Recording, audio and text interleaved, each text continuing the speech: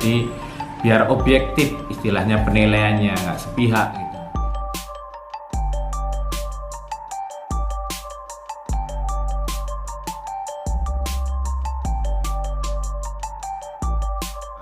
Jaksa Agung beberapa kali kesempatan telah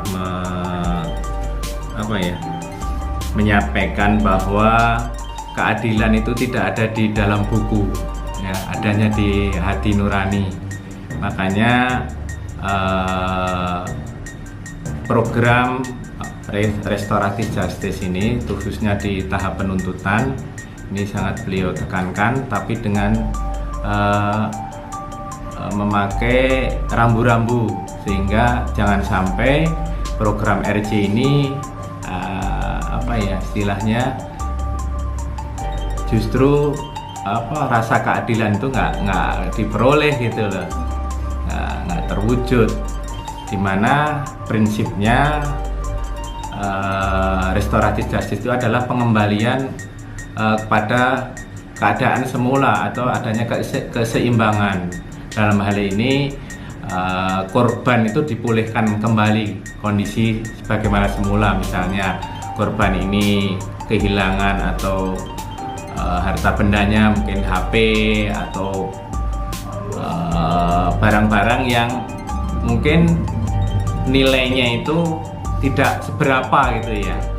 Ini kan ditarik juga dari kasus-kasus perkara-perkara tindak pidana sebelumnya, misalnya kasus pencurian kakao oleh nenek Mina yang kerugiannya itu nggak seberapa lah, tapi karena itu ada unsur kekuatan mungkin dari perusahaan yang mendorong pihak tertentu untuk ya ini naik gitu. Akhirnya kan tujuan dari penegakan hukum itu nggak tercapai, di mana hanya sisi istilahnya rasa kepastian hukum aja, sementara sisi keadilan maupun kemanfaatannya yang tercapai gitu.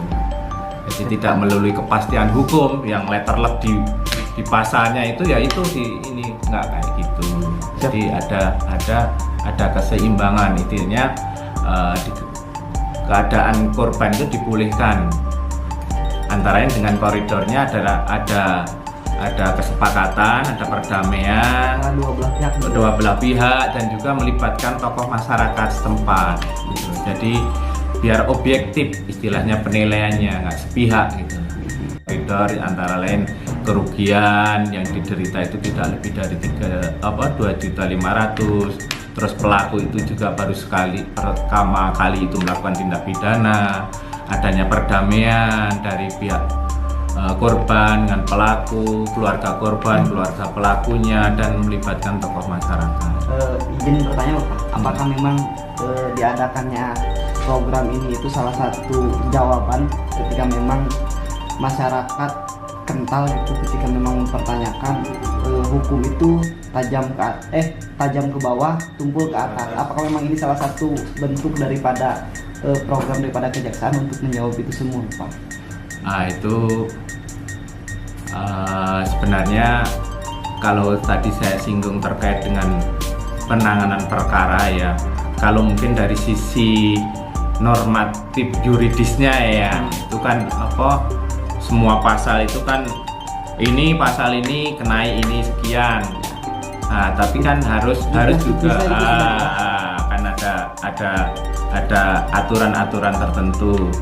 Cuma dalam penegakan hukum ini kan tidak hanya sisi kepastian hukumnya aja, tapi juga keadilannya serta kemanfaatannya. Misalnya kita menghukum seseorang gara-gara misalnya mencuri HP, kan dilihat mencuri HP itu ternyata untuk belajar anaknya yang lagi Zoom ya, yang kemarin masa pandemi itu kan ada beberapa kasus yang akhirnya berhasil istilahnya diselesaikan melalui pendekatan RJ ini.